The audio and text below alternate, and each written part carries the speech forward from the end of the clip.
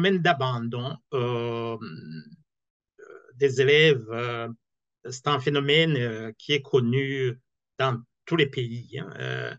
Et seulement pour le cas du Burundi, ces dernières années, on constate que le nombre d'enfants, le nombre d'élèves qui abandonnent l'école augmente chaque année, et plus particulièrement cette année. Ça, c'est la première chose.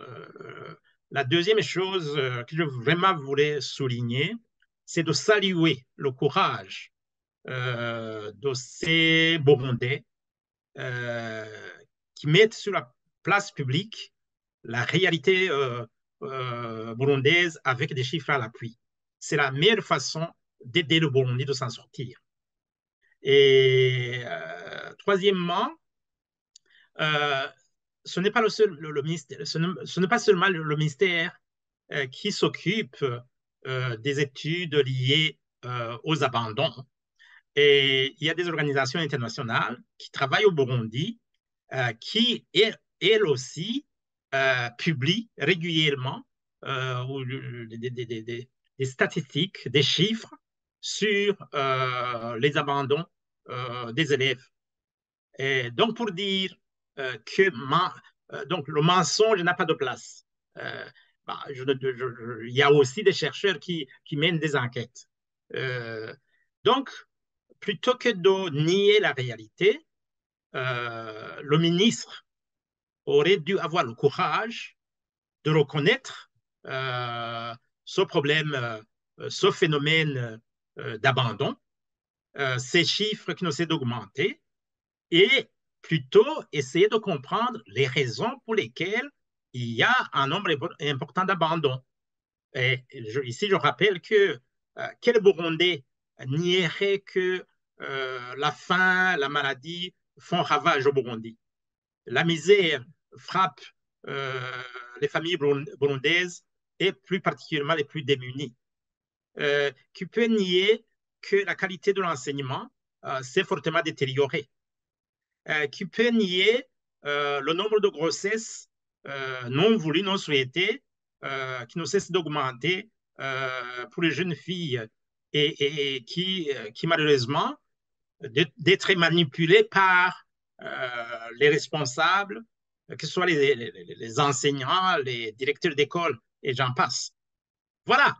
Et tous ces phénomènes, cette misère, cette pauvreté qui ne cesse d'augmenter, cette détérioration de la qualité de l'enseignement, ces grossesses qui se multiplient, expliquent ce phénomène d'augmentation du nombre d'abandons des élèves. Donc, c'est une réalité qui est là. On ne peut pas, quand une maison brûle, il est très difficile de cacher la fumée. Donc, ici, c'est exactement la même chose. Donc, le ministre, bon, OK, il a le pouvoir de menacer ses subalternes, mais l'histoire retiendra que, voilà, en 2023, il y a eu un nombre important d'abandons et le ministre n'aura apporté aucune solution, plutôt les menaces.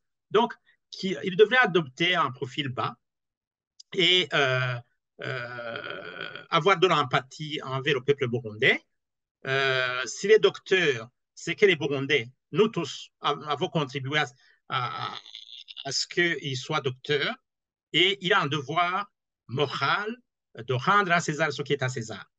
C'est-à-dire faire en sorte que